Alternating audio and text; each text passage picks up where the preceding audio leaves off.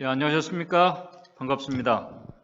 히브리서 6장 18절에 있는 말씀을 읽겠습니다. 히브리서 6장 18절입니다. 신약 358쪽에 있는 말씀입니다.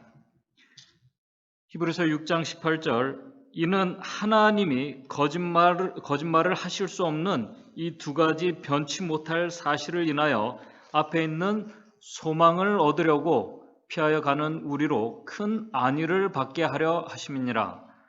히브리서는 하늘로 승천하신 이 그리스도께서 이제 구속 사역을 위해서 지금도 하늘 성소에서 봉사를 하고 계심을 알려주는 책입니다. 지상 성소를 바라보던 이 하나님의 백성들이 그들의 시선을 하늘 성소로 향하게 하는 정말 소중하고 귀중한 책입니다. 더 나아가 예수님의 중보 사역은 여전히 하나님의 구속 사역이 중보 사역인 이 하나님의 구속 사역이 지금도 여전히 진행되고 있음을 우리에게 알려주고 있습니다. 히브리서는 하나님의 구속의 경륜의 아주 큰 계획에 속한 이 하늘 중보 사역을 위해서 이제 그리스도께서 승천하신 그리스도께서 하늘 성소에서 대제사장이 되셨음을 우리에게 알려주고 있습니다. 더 나아가 우리 히브리서 5장부터는 지금 이 중보 사역에 봉사하고 계신 그리스도께서 정말 이 대제사장으로서의 자격이 있는지를 5장에서 말씀을 하고 있습니다. 왜냐하면 이 지상 성소에서도 이 대제사장의 직분은 아무나 취할 수 있는 직분이 아니기 때문입니다. 우리 히브리서 5장 4절에서 6절에 이렇게 말씀을 하고 있습니다. 5장 4절에서 6절입니다. 이 종기는 아무나 스스로 취하지 못하고 이 대제사장 직분은 아무나 스스로 취하지 못하고 오직 아론과 같이 하나님의 부르심을 입은 자라야 할 것이니라. 5절, 또한 이와 같이 그리스도께서 대제사장이 되심도 스스로 영광을 취하심이 아니오 오직 말씀하시니가 저더러 이르시되 너는 내 아들이니 오늘날 내가 너를 낳았다 하셨고 6절, 또한 이와 같이 다른 데 말씀하시되 네가 영원히 멜기세덱의 반차를 쫓는 제사장이라 하셨으니. 그런데 여기서 바울은 이 그리스도께서 이 멜기세덱의 반차를 쫓는 대제사장이 되신 것은 이 세상의 이 땅의 제도에 의해서 되신 것이 아니고 이 하늘의 제도에 의해서 되신 것이기 때문에 이 세상의 어떤 지파나 반차에 매이지 않는다고 말씀을 하고 있습니다. 그러면서 히브리서 5장 11절에 이렇게 말씀을 합니다. 멜기세덱에 관하여는 우리가 할 말이 많으나 5장 11절에 우리가 할 말이 많으나 너희의 듣는 것이 두나무로 해석하기 어렵다고 이렇게 말씀을 합니다. 그렇다고 그분께서 이 직분을 예수 그리스도께서 하늘 성소 대제사장 직분을 쉽게 그분께서 자동적으로 맡게 되신 것이 아닙니다. 그분께서는 이 직분을 위해서 그가 우리 그 5장 7절부터 14절에 보게 되면은 이 직분을 위해서 우리 주님께서는 육체에 계실 때 자기를 죽음에서 능히 구원하실 이에게 심한 통곡과 눈물로 간구와 소원을 올렸고 그 다음에 그가 아들이시라도 받으신 그 고난으로 순종함을 배워서 하나님으로부터 멜기세덱의 반차를 쫓는 대제사장이 되셨다고 우리 말씀을 하고 있습니다. 그러면서 히브리서 5장 마지막과 6장에서 이 말씀을 받아들이는 그리스도인들에게 하나님의 말씀의 이 초보, 이 그리스도 신앙의 이 기초 원리를 벗어나서 이제 영적으로 장성한 자가 될 것을 사도 바울이 호소를 하고 있습니다. 그러면서 우리 히브리서 6장 1절에 이제 그러므로라는 말씀으로 시작하면서 히브리서 5장의 해석을 하고 있습니다.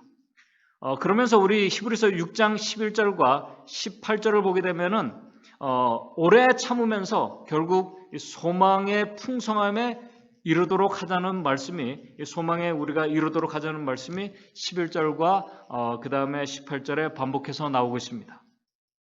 그런데 사도 바울이 그리스도의 이 대제사장 직분에 대해서 이야기하다가 갑자기 6장에 와서 우리 그리스도인의 어떤 이 죽은 행실과 이 회개 그리고 히브리서 6장 4절에는 한번 이 진리 안에 들어왔다가 성령의 역사를 경험까지 했다가 이 뒤로 물러간 그 자들을 언급하면서 소망에 이르는 그 자들이 되자라고 이렇게 왜 말씀을 하셨을까?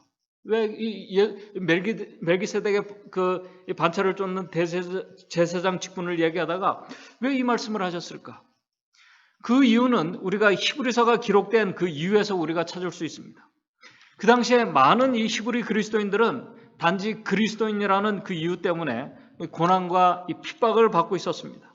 그러면서 많은 그리스도인들이 그들의 믿음의 주인이신 이 그리스도를 그들의 영적 시야에서 놓치면서 그들이 참된 소망을 잃어버리고 있었습니다. 그래서 바울이 이 그리스도인의 이 시선을 다시 참된 소망이신 예수 그리스도, 이 멜기세덱의 반차를 쫓아 우리를 위해서 영원한 제사장이 되셔서 하늘 성소에 들어가신 분께로 우리의 영적인 시선을 향하도록 이 히브리서 이제 여기서 말씀을 하고 있는 것입니다.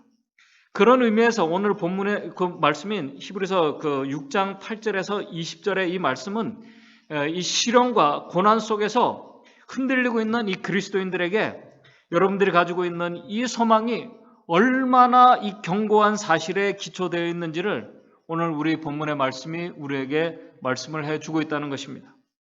더 나아가 우리가 이 소망 안에 우리가 있을 때 하나님의 백성들은 이 소망 안에서 아주 큰 안위, 우리 6장 18절에 보게 된 큰 안위라는 것은 뭐냐면 아주 큰 격려와 그 용기를 주는 이 안위를 우리가 영원한 대제사장을 통해서 우리가 얻고 경험하게 될 것이라고 말씀을 하고 있습니다. 우리 6장 18절입니다.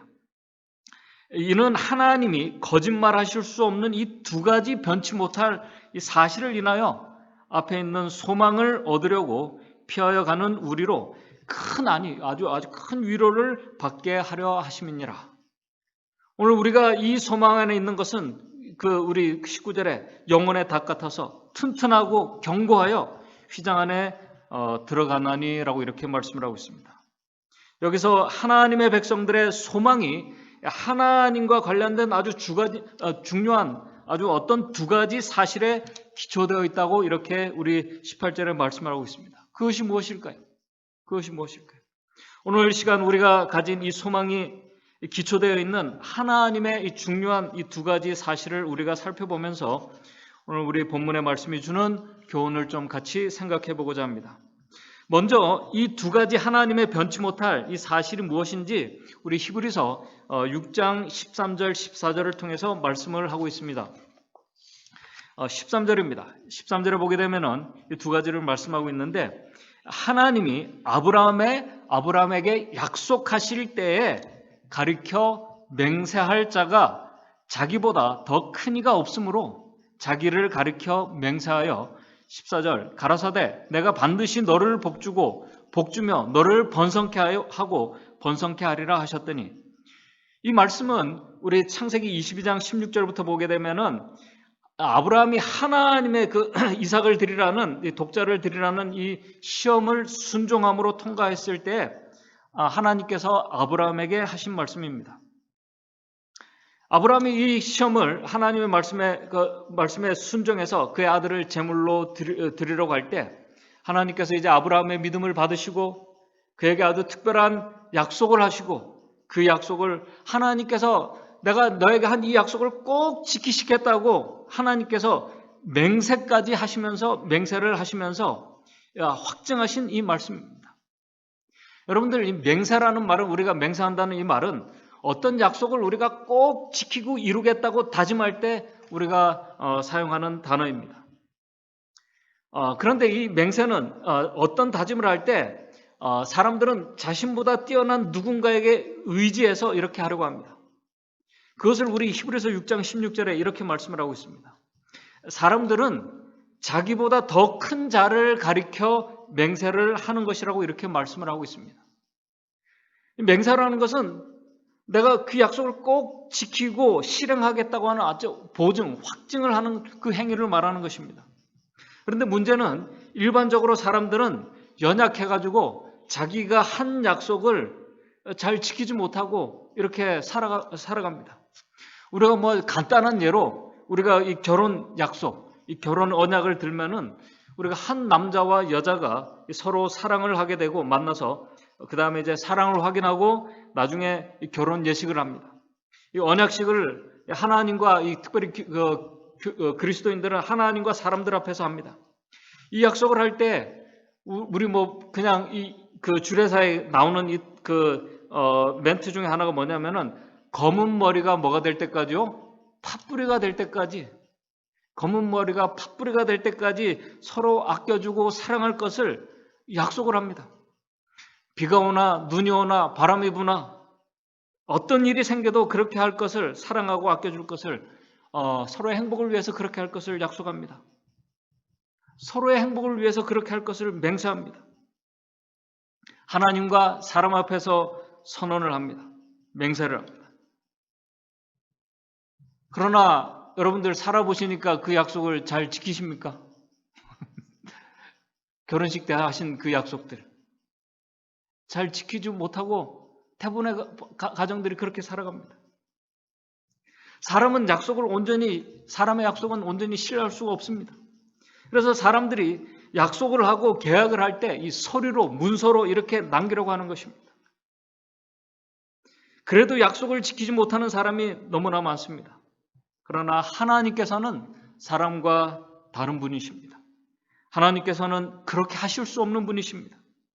그분의 속성이 거짓말 하실 수도 없고 그분의 속성이 약속을 어기실 수도 없는 분이십니다. 그럼에도 사람을 위해서 그분께서, 우리 사람을 위해서 하나님께서 직접 맹세를 해 주셨습니다. 그런데 그 맹세를 하려면은 자기보다 더 큰 존재에 의지해서 해야 되는데 하나님보다 큰 존재가, 자기보다 더 큰 존재가 없기 때문에, 그분보다 더 큰 분이 없기 때문에 하나님께서는 자기를 가리켜서 맹세를 하셨다고 그렇게 말씀을 하고 있습니다. 그 약속을 하시고 그 언약을 하시고 이루시겠다고 맹세로 그분께서 확정해 주셨습니다. 그렇게 아브라함은 히브리서 6장 15절에 저가 이같이 오래 참아 약속을 받았다고 이렇게 말씀을 하고 있습니다. 하나님에게서 아브라함이 약속을 받았습니다. 그 약속이 무엇일까요? 그 약속이 아브라함의 아들 이삭을 통해서 그의 자손이 이 바다 모래같이 많이 되게 되는 그 약속, 번성하고 또 번성하게 되는 것, 그렇게 되었습니다. 그렇게 되었어요. 그러나 하나님의 약속, 그 언약에는 그것보다 더 중요한, 이 하나님의 그 언약에는, 그 약속에는 더 중요한 복음이 있습니다. 그 약속을 우리 갈라디아서 3장 16절에 이렇게 말씀을 하고 있습니다. 갈라디아서 3장 16절입니다. 갈라디아서 3장 16절을 보게 되면 이 약속들은 아브라함과 그 자손에게 말씀하신 것인데 여럿을 가리켜 그 자손들이라고 하지 아니하시고 오직 뭐예요? 오직 하나를 가리켜 내 자손이라고 하셨으니 곧 뭐예요? 곧 그리스도라. 아브라함이 받은, 하나님께 받은 이 약속은 그냥 그의 후손들이 큰, 아주 이렇게 그 자손들이 많아져서 큰 민족을 이루게 될 것이라는 약속만이 아닙니다. 오늘 우리에게 슬픔과 불행과 사망을 가져오게 한 그 죄를 멸하시고 우리의 행복을 잃어버리게 한 그 온전한 행복과 기쁨, 영생을 다시 회복시켜 주실 예수 그리스도, 메시아에 대한 약속이었습니다. 이 놀라운 약속을 아브라함이 받은 것입니다. 여기에 더해서 하나님께서는 당신의 백성들에게 이 약속을 어떠한 일들이 있어도 그 약속을 하나님께서 친히 이루어 주시겠다고 자기를 가리켜 맹세로 보증해 주셨다고 히브리서 6장 17절에 말씀을 하고 있습니다. 그러면서 18절에 거짓말 하실 수 없는 하나님과 관련된 이 두 가지 변치 못할 사실, 그 두 가지 변치 못할 사실은 뭐냐면 하나님의 약속과 맹세를 가리키는 것입니다. 하나님의 약속과 맹세를 가리키는 것이에요. 그래서 우리 부자 선지자 371쪽에 이렇게 말씀을 하고 있습니다. 새 언약이 아브라함의 시대에도 유효하였던 것은 그것이 그때 하나님의 약속과 맹세로 확증되었다는 사실로서 분명하다. 약속과 맹세는 우리 부자 선지자 약속과 이 맹세는 하나님이 거짓말 하실 수 없는 이 두 가지 변치 못할 사실로 확정되었다라고 기록을 하고 있습니다. 오늘 저와 여러분들의 우리의 신앙과 오늘 우리의 믿음이 바로 이 두 가지 사실에 기초되어 있다면, 하나님의 약속에 또 그분의 맹세하신 것에 우리가 기초되어 있다면 오늘 우리는 정말 참된 소망을 가지고 우리가 그 소망 안에서 두려울 것이 전혀 없는 아브라함과 같이 정말 하나님의 복을 받은 자들입니다. 더 나아가 그렇게 이 사실에 의지하는 자들은 그들이 어떠한 형편에 처했든지, 이 히브리 유대인들이 핍박 속에 있었어요. 어려운 가운데서 그들이 있었지만은 그들이 어떠한 형편에 있든지 소망 가운데서 그들이 살아간다면은 이 사실 하나만으로 그들이 의지하는 것으로 그들은 참된 안위, 위로와 용기를 얻게 될 것이라는 것입니다. 어떻게 이 말씀이 그들에게 격려와 우리에게 위로의 말씀이 될 수 있을까? 오늘 우리가 하나님의 약속, 이 메시아에 대한 약속이 우리가 성경을 보게 되면 이 약속은 우리 인류 회복과 이 사람들의 이 회복과 아주 깊은 관계가 있는 말씀임을 우리가 성경을 통해서 우리가 알게 됩니다. 잘 아시는 것처럼 우리 조상 아담과 하와는 하나님의 형상으로 창조되었습니다. 하나님의 형상으로 창조되었어요. 우리 창세기 1장 27절에 아담은 하나님의 형상으로 창조되었다고 말씀을 하고 있습니다. 그런데 하나님의 형상으로 창조된 우리 조상들이 그분의 말씀, 우리 성경 말씀과 이 증언의 말씀에는 특별히 우리 증언의 말씀에는 우리 조상이 그분의 율법에 불순종한 것으로 표현을 하고 있어요. 하나님의 형상으로 창조된 우리 조상이 하나님의 그 율법에 불순종한 것으로 표현을 하고 있습니다. 그래서 우리가 우리 조상이 율법에 불순종함으로 인해서 인류는 그러니까 하나님의 형상을 잃어버리게 되었습니다. 창조주의 형상이 왜곡되고 망가지게 되었습니다. 그런데 우리가 여기서 좀 생각해 볼 것은 창조할 때 하나님께서 우리에게 심어 놓으신 하나님의 형상을 우리가 좀 잘 이해할 필요가 있습니다. 일반적으로 사람들은 이 형상이라는 이 말을 하게 되면은 어떤 물건이나 사람의 모양이나 형태를 말을 합니다. 그러나 우리가 이 증언의 말씀을 통해서 또 하나님 말씀을 통해서 이 형상이 어떤 모양이나 형태나 외적인 것만을 말하고 있는 것이 아님을 우리가 잘 알고 있습니다. 이 형상은 하나님의 품성, 그분의 본성과도 아주 깊이 관계에 있다는 것을 우리는 너무나 잘 알고 있습니다.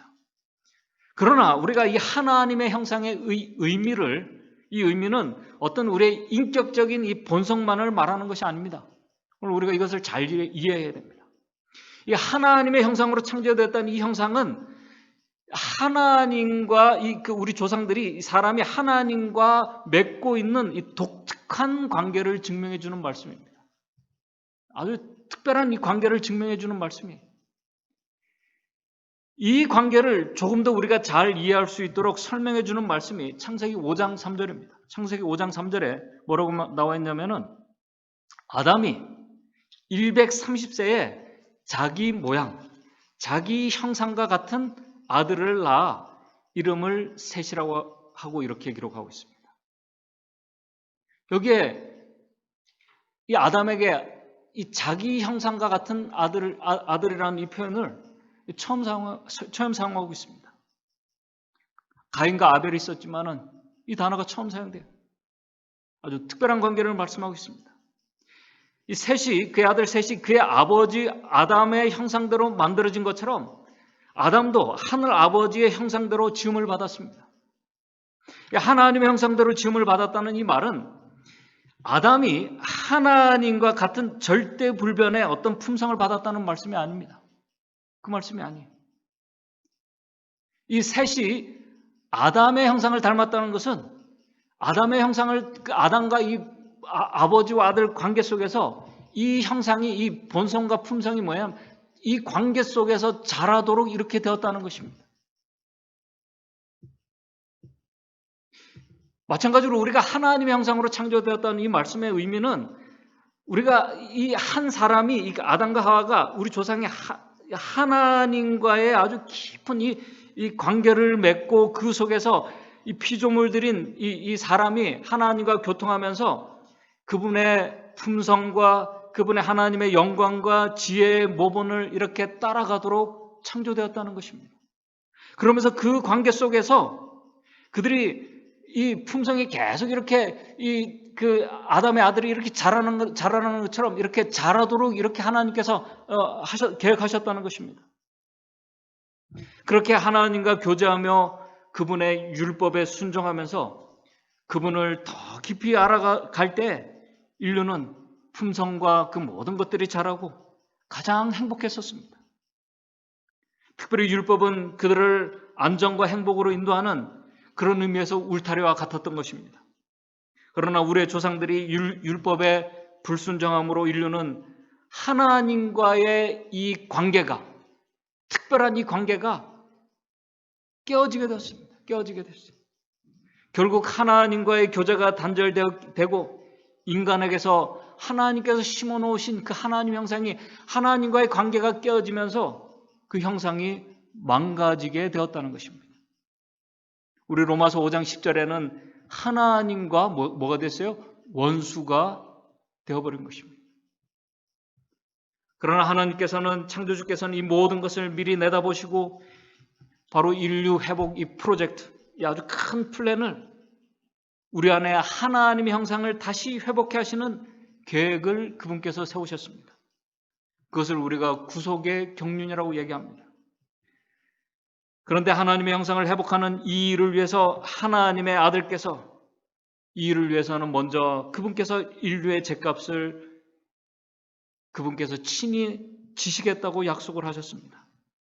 그 놀라운 약속 때문에, 그 약속의 성취 때문에 우리 로마서 5장 10절에 곧 우리가 원수 되었을 때 그 아들의 죽으심으로, 그 아들, 하나님의 아들의 죽으심으로 말미암아 하나님으로 더불어 이 깨어졌던 이 관계가 다시 화목되는 길이 열리게 된 것입니다.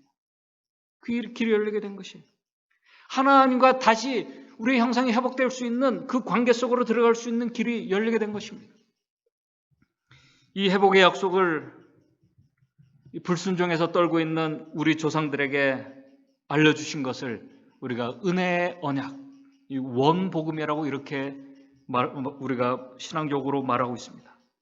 이 약속에서 타락한 인간이, 특별히 이 타락한 인간이 스스로 하나님 형상을 회복할 수가 없어요.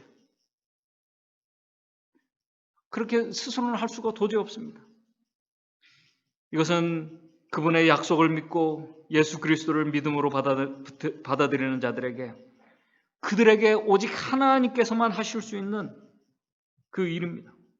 어떻게 타락한 인간이 스스로 자기 속에 하나님의 형상을 스스로가 회복할 수 있겠습니까? 그것은 하나님께서만이 하실 수 있는 일입니다.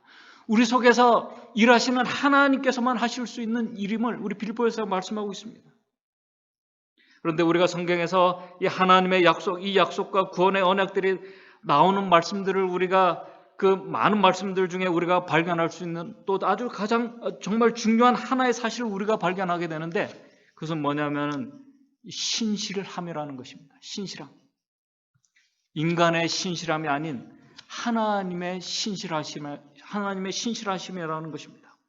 우리 신명기 7장 9절에 보게 되면은 이제 모세에게 하나님께서 이렇게 말씀을 하십니다. 신명기 7장 9절, 신명기, 그런즉 너는 알라, 오직 내 하나님 여호와는 하나님이시오, 신실하신 하나님이시라. 그를 사랑하고 그의 계명을 지키는 자에게 천대까지 그 언약을 이행하시며 인애를 베푸시는 아주 신실한 하나님이심을 우리에게 말씀을 해주고 있습니다. 우리 하나님께서는 그분께서 약속하신 약속하신 것은, 말씀하신 것은 어떠한 일들이 있어도 신실하게 이루시는 하나님이시라는 것입니다. 사단이 무슨 수를 쓴다 해도, 어떤 수를 써도 방해해도 그분께서 말씀하고 약속하신 것은 다 이루시는 신실하신 하나님이시라는 이 사실인 것입니다. 하나님의 백성들이 이 하나님의 약속과 맹세를 붙잡을 수 있는 근거는 특별히 이 핍박과 시련 중에 있는 그분의 이 백성들이 이 하나님의 약속에 대한 소망을 가질 수 있는 이 근거는 그분의 신실하심 때문이라는 사실을 우리가 특별히 기억해야 할 것입니다. 그래서 우리 창세기 28장 15절에도 우리 도망하는 이제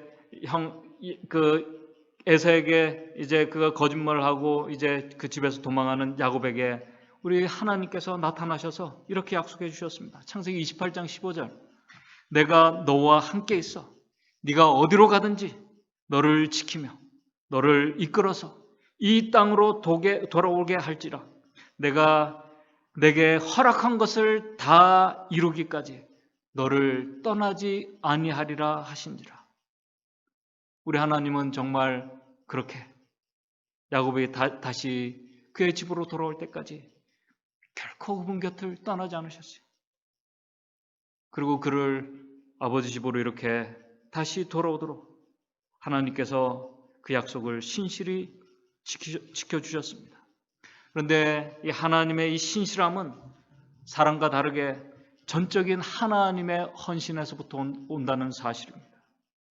그분의 희생으로부터 온다는 사실이, 그분과 관련된 모든 말씀, 그분께서 하신 모든 말씀들이, 일들이 다 하나님의 신실함에 기초되어 있습니다. 예수 그리스도의 십자가도, 그분께서 약속하신 이 십자가도 그분께서 피하고 싶으셨지만은 그분의 신실하심으로 그분께서 십자가에 달려 돌아가셨습니다. 이 신실하심은, 그분의 약속은, 신실하신 그분의 약속은 그분께서 하늘로 가셔서 지금 봉사하고 계신 이 중보 사역에서도 나타나고 있습니다. 하나님의 그 약속 신실하심에는 거기에는 심판과 공의도 거기에 다 포함되어 있습니다. 그분의 신실하신 이 약속에는 그분의 심판과 공의가 다 포함되어 있어요. 더 나아가 그분의 신실하신 이 약속에는 다시 오실 예수 그리스도의 이 재림, 바로 이 약속에 포함되어 있다는 사실입니다. 이 약속, 신실하신 이 약속에는 새 하늘과 새 땅으로 우리를 초대하시는 이 모든 이 약속이 여기에 다 포함되어 있다는 사실입니다. 그러나 이 모든 것이 하나님의 헌신과 모든 것이 신실함에 기초되어 있다는 사실입니다. 사실 인류를 회복하기 위한, 하나님의 형상을 회복하기 위한 이 구속의 경륜 자체가 하나님의 헌신입니다.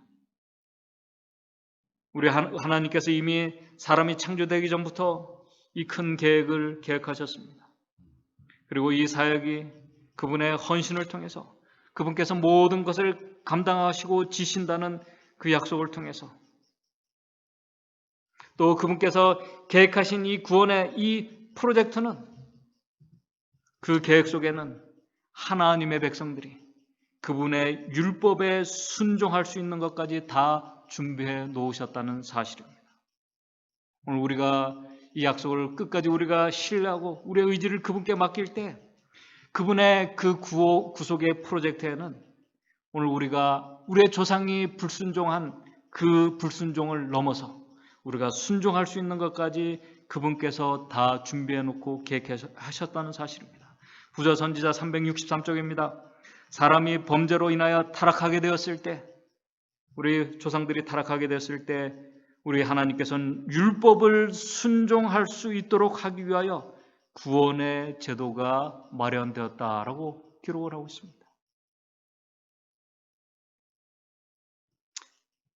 이 약속을 의지하는 자들에게 하나님께서 우리 조상들이 불순종한 것을 이룰 수 있는 그 능력까지, 그 은혜까지 이 계획 속에 다 준비해 놓으셨다는 사실입니다.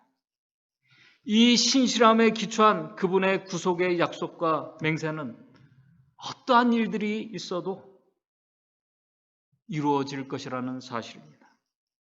이 약속과 맹세를 온전히 신뢰하는 자들은 히브리서 6장 18절의 말씀처럼 그분의 약속과 맹세에서 온전한 소망을 그들이 얻게 될 것입니다. 그리고 그 속에서 아주 큰 안위를 큰 안위를 그들이 경험하게 될 것입니다.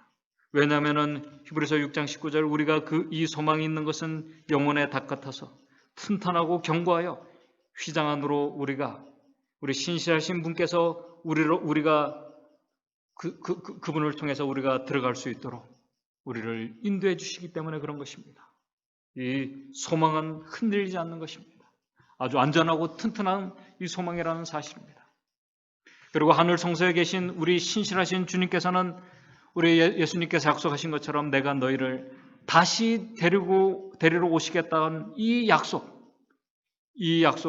이루시고 성취하시기 위해서 그분께서 지금 준비하고 기다리고 계신다는 사실입니다. 어느 날 우리 성경에 말씀된 어떤 사람들에게는 생각지 않은 날 갑자기 이 세상에 그분의 약속이 성취되는 그 날이 오게 될 것입니다. 그러나 그때 그분의 오심은 죄를 속하기 위해 오시는 것이 아니라 우리 히브리서 9장 28절 말씀처럼 이제는 죄와 상관없이 자기를 바라는 자들, 바로 이 약속하신 일을 바라고 기다리는 이 재림을 소망하는 자들에게 두 번째 나타나실 것을 말씀을 하고 있습니다. 그러나 그때에는 안타깝게도 하나님의 이 약속을 조롱했던 자들에게는 우리 베드로 후서에 주의 강림하신다는 약속이 어디 있느냐?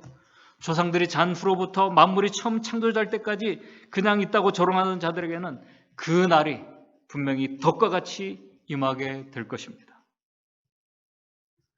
지금 이 코로나가 발생하고 우리 연초에 우리 2020년 연초에 중국에서 또 한국에서 그리고 이 미국까지 그 다음에 전 세계로 전파되면서 공식적인 이 예배 모임과 이 예배가 중지되고 있습니다.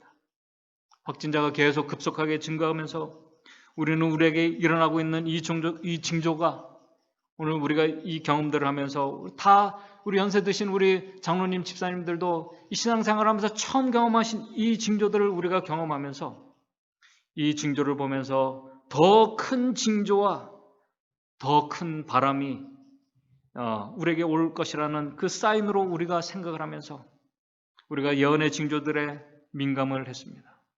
우리가 민감을 했어요. 그리고 이제 한 달이 지났습니다. 한 달이 지나고 두 달이 지나고 세 달이 지나고 이제 네 달째가 되었습니다. 2020년 시작한 지 이제 우리 이번 안식일 지나면은 6월 달이 지나면은 반년이 훌쩍 넘어가는 것입니다.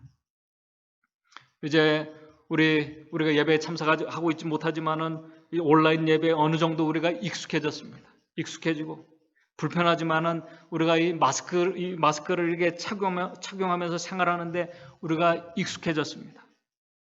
매일 증가하고 있는 이 코로나 환자들의 보고를 들으면서 우리 이제 그 보고를 듣는 것도 익숙해졌습니다. 경제도 위태위태하다고 하지만은 이 경제가 어느 정도 회복되면서 이제 우리가 이 새로운 생활, 이 뉴 노멀에 우리가 적응해 가고 있습니다. 그러면서도 우리가 한가운데는 분명히 언제인지는 모르지만은 이 코로나보다 더 심각하고 더 위험한 더 큰 것이 올 것이라고 생각을 하고 있으면서도 지금 우리의 생활에 또 우리의 신앙에 우리가 적응하면서 익숙해하면서 오늘 우리에게 주어진 일에 우리가 열심히 살아가고 있습니다. 각자 있는 곳에서 각자의 신앙생활에 우리 성도님들이 충실하게 지금 생활해 가고 있습니다. 마치 노아의 때같이 우리 마태복음 24장에도 그렇게 분명히 표현하고 있습니다. 홍수가 온다는 소식을 들었습니다. 홍수가 온다는 소식을 들었을 때 사람들이 처음에는 놀랐습니다. 처음엔 놀랐어요. 정말 홍수가 올 수 있을까? 홍수라는 것이 올까? 그러면서 어떤 사람들은 노아에게 당신 미쳤다고 얘기했습니다. 또 어떤 분들은 노아와 같이 열심히 방주 사역에 동참하면서 열심히 같이 봉사를 했습니다. 그런데 한 달이 지났습니다. 1년이 지나고 10년이 지나고 20년이 지나고 50년이 지나고 80년이 지나고 100년이 지나면서 어떤 때는 그 시간들 속에 홍수의 징조들이 분명히 있었겠죠.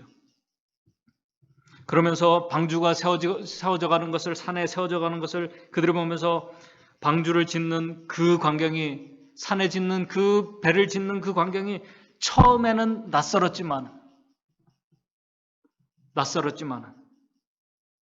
이제 1년이 지나고 2년이 지나고 10년이 지나고 그러면서 그 광경을 보면서 처음에는 두려움과 놀라움도 있었지만은 그 방주의 그 모든 환경에 그들이 익숙해졌다는 사실입니다. 익숙함 가운데 익숙해진 이 환경. 아침에 눈을 떴을 때 산에 방주가 보이는 거 익숙해졌어요. 여러분들 그 매일 보게 되면 그렇게 되지 않습니까? 그죠?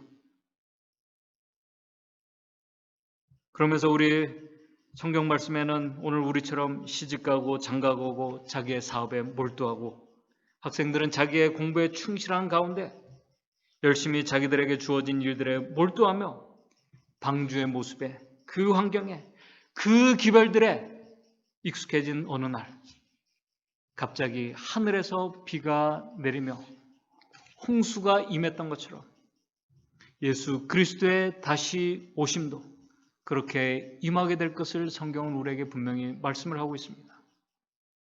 그러나 그분의 다시 오심은 어느 날 갑자기가 아니라 우리 그분께서 6,000년 전에 에덴에서 약속하신 그 언약을, 그 약속을 신실하게 이루시기 위해서 그분께서는 지금까지 오늘 우리가 정말 진정한 마음으로 회개하며 하나님께 돌아오기를 기다리며 계시면서 이 약속을 이루시기 위해 기다리고 계신다는 이 사실을 우리가 항상 잊지 말고 기억하는 우리 재림 성도들이 되었으면 좋겠습니다. 우리의 신앙의 근거는 어떤 징조와 이 어떤 사건들에 있는 것이 아닙니다. 그것은 거짓말 하실 수 없는 하나님의 그 약속과 맹세에 기초되어 있다는 사실입니다. 그분의 신실한 이 약속에 기초되어 있다는 이 사실입니다. 최근에는 이제 코로나가 다시 확산되면서 제2차 유행이 기정사실이 되고 있는 지금 이때, 우리 지난주에는 브라질에서는 이제 이 12억 마리의 이 메뚜기 떼들이 곡창지대를 이렇게 곡창지대로 이동하면서 농작물들을 다 먹어치우고 또 이 메뚜기 떼들로 인해서 이제 식물위생 비상사태가 선포되었다고 합니다. 그리고 이 메뚜기 떼들로 인해서 새로운 전염병이 이제 오지 않을까 전문가들은 그렇게 걱정을 하고 있습니다. 브라질은 하루에 4만 명이 넘는 이제 남미의 새로운 진앙지가 되었습니다. 아주 한 달도 되지 않는 사이에 급속도로 이렇게 증가하면서 코로나 확진자가 미국 다음으로 120만 명이 넘는 아주 그런 곳이 되었습니다. 이 초대형 메뚜기 떼들이 최근 파라과이와 아르헨티나 그 접경 지역에서 시작되었다고 하는데 이들이 이동할 때 하늘에는 아주 거대한 이 구름이 이동하는 것처럼 이렇게 보인다고 합니다. 이 메뚜기 떼들이 그 대형 메뚜기 떼들인데 이동하는 이 폭이 3km 한 2마일 가까이 이렇게 된다고요. 폭이 2마일 가까이 되고 길이가 10km면 한 6마일 이 정도 된다는 거예요. 이 엄청난 이 구름대 같은 이 메뚜기 떼들이 12억 마리가 한꺼번에 이동하면서 남미의 이 곡창지대를 지금 코로나 상황 속에서 휘젓고 다니고 있다고 합니다. 이들이 최근에 아르헨티나에서 하루 동안 이 메뚜기 떼들이 하루 동안 먹어치운 농작물들은 사람 35만 명이 식사할 수 있는 양이라고 합니다. 하루에 먹어치운 양이. 이 코로나의 급작스러운 증가의 위기에 있는데 정말 이 설상가상의 사태까지 벌어지고 있습니다. 중국도 이 코로나 속에서 홍수로 세계 최대 댐인 이 샨샤댐이 붕괴설까지 지금 뉴스에 나오고 있는 상황이라고 합니다. 뿐만 아니라 지난주에는 11번인가 12번의 아주 강한 이 강진들이 이 세계 각곳에서 일어났습니다. 멕시코에서도 7.4의 강진이 일어났고 캘리포니아에서도 5.8의, 그 다음에 중국과 일본과 대만 여기에서 5에서 7의 강진들이 일어났습니다. 그런데 오늘 우리가 이런 이 징조들의 성취들에 아까 말씀드린 것처럼 우리가 익숙해져 있다는 사실입니다. 익숙해져 있어요. 오늘 우리도 익숙해져 있습니다. 여기 아주 익숙해져 있습니다. 이 코로나 사태에도 이제 우리가 적응을 했습니다. 새로운 뉴 노멀 시대에 우리가 하나님의 약속과 이 맹세에 오늘 우리가 기초한 이 소망을 가진 자들은 이 하나님의 그 신실한 약속이 분명히 성취될 것을 기다리는 자들은 이 모든 익숙함 속에서도 소망으로 살아가는 자들이라는 사실을 우리가 기억하게 되길 바랍니다. 이 소망은 우리가 이 소망 안에서 우리의 의지를 하나님께 우리가 맡길 때 하나님의 그 약속 안에서 우리는 분명한 위로를 우리가 안위를 얻게 될 것이고 그리고 그 약속 안에서 오늘 우리가 하나님과 올바른 관계 속에 있을 때 깨어졌던 이 관계가 다시 회복되었을 때 하나님께서는 우리 안에서 그분의 잃어버린 형상을 다시 온전케 회복하는 그 역사를 우리 안에서 이루어 주실 것을 약속해 주셨습니다.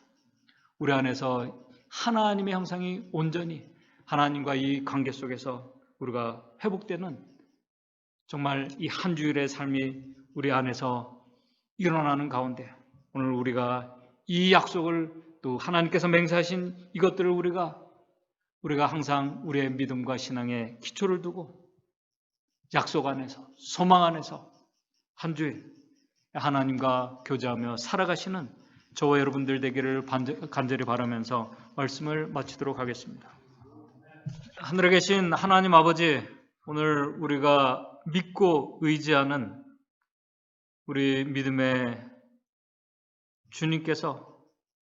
우리 주님께서는 약속에 그분께서 하신 모든 말씀들에게 신실하신 하나님이심을 우리가 기억할 수 있도록 도와주시옵소서. 그 하나님 그 약속을 우리가 오늘도 우리가 어떠한 형편과 처지에 있든지 굳게 붙잡는 약속의 백성, 소망의 백성들 될 수 있도록 도와주시옵소서. 그래서 머지않아 그 약속을 온전히 다 이루시고 또 우리를 온전히 회복해 하시는 그 영광스러운 그 자리에 우리 머릿속인 믿음의 모든 가족들 그 하나님의 약속을 붙잡고 소망 가운데 사시다가 그 자리에 우리 모두가 같이 있는 그 축복을 우리가 경험할 수 있도록 인도해 주시옵소서. 한 주일 하나님의 약속에 의지해서 살아가는 우리 믿음의 성도들 되게 도와주시고 그 약속을 의지하는 자들에게 주신 하나님의 안위와 또 하나님의 능력을 경험하는 한 주일의 삶이 될 수 있도록 인도해 주시옵소서. 예수님의 이름으로 기도드리옵나이다.